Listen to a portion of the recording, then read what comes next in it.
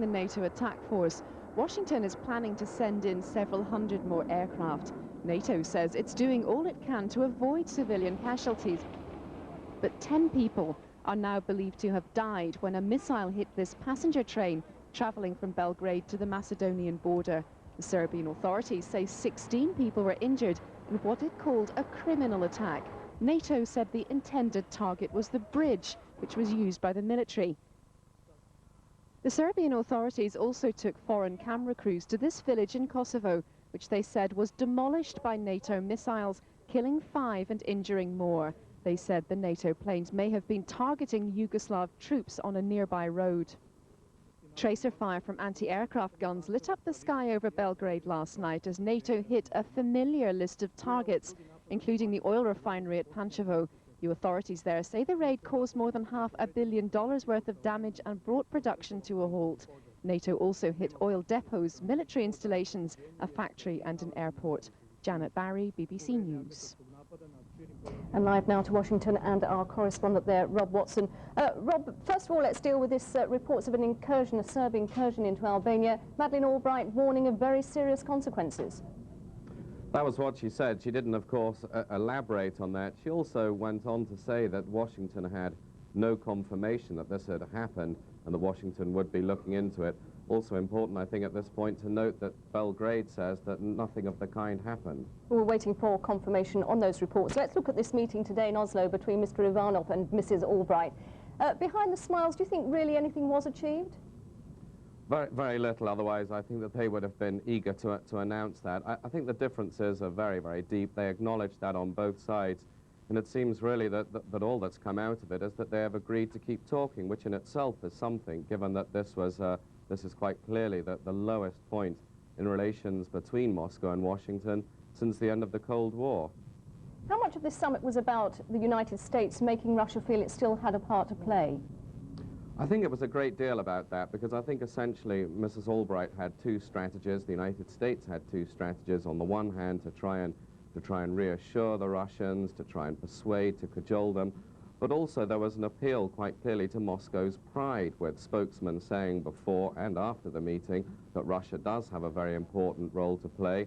That the United States has been careful to thank Moscow for the role it played in the year and a half or so of diplomacy leading up to these NATO airstrikes. So a bit of both, an appeal to Moscow's pride, but also an attempt at persuasion. Hundreds of them are again crossing into Albania and Macedonia from Kosovo, where, as we've heard, there's been more fighting between Serbian forces and KLA guerrillas. Nearly 5,000 arrived overnight in northern Albania. They included about 300 who said they'd been part of the long queue of refugees driven back into Kosovo by Serbian forces earlier this month. A UN spokesman said they reported being forced to return to their wrecked village, where they were surrounded by Serb snipers until ordered to leave for the border again. Overall, around 500,000 Kosovo Albanians are estimated to have left Kosovo. The latest figures from the United Nations show 314,000 of these have fled to Albania. The figure in Macedonia has fallen slightly in recent days to 116,500. That takes into account some who've been transported to other countries. And more than 65,000 refugees are in Montenegro. The UN also says that more than 27,000 have fled to Bosnia. In all, around 106,000 of the refugees have been offered sanctuary by other nations. Most of these countries are in Europe, but they also include Canada, Australia, New Zealand and Israel. Well, some of the women fleeing Kosovo have begun to describe acts of shocking brutality by Serb soldiers. There are persistent allegations of rape and accusations that girls were separated from their families and then violated. Investigators from the International War Crimes Tribunal in The Hague have arrived in Albania to begin gathering evidence. The accounts cannot be independently verified at this stage, but our correspondent Emily Buchanan has been building up a picture from those now in a refugee camp in the Albanian capital, Tirana.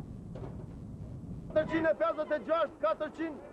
the refugees now cope with the daily rituals of life in exile, they're revealing more about the process of ethnic cleansing which they endured.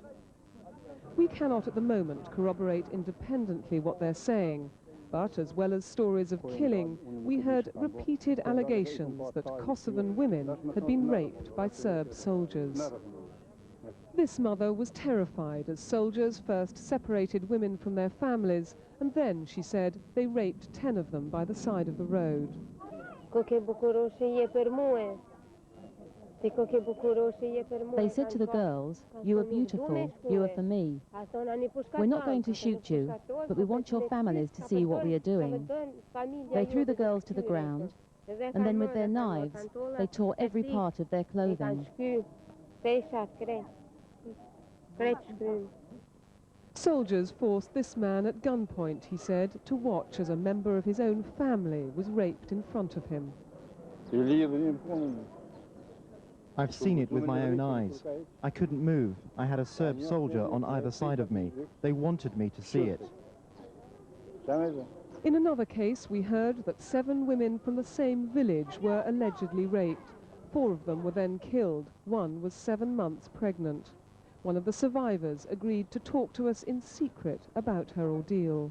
Just tell me exactly what happened when the soldiers came to your house.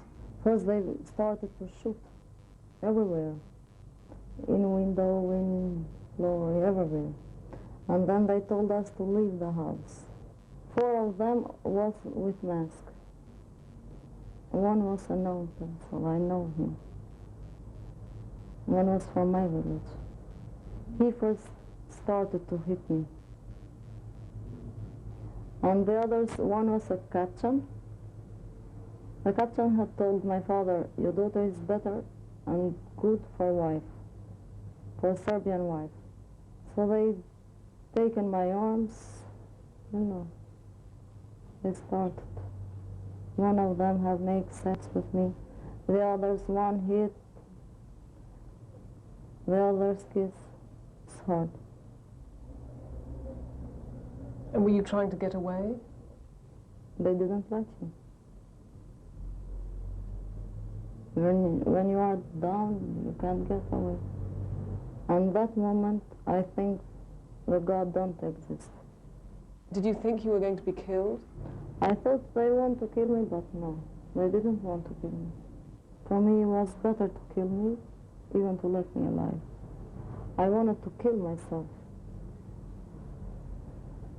I don't know what to say. Some of them think I am crazy when I scream at night. Because nobody don't know really what happened with me. It's rare for women here to come forward and talk about what happened to them. They're obviously deeply traumatized, but also in Kosovan society, rape carries a strong social taboo.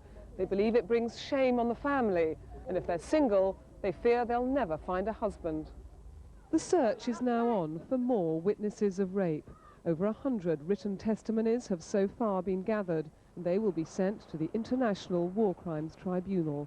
Emily Buchanan, BBC News, Tirana. Let's go occasionally at the news desk for the day's other main. Approaching Hungary's southern border with Yugoslavia, you don't have to go far to find traces of tension. Heavily armed police and border guards in flak jackets carry out random checks on cars.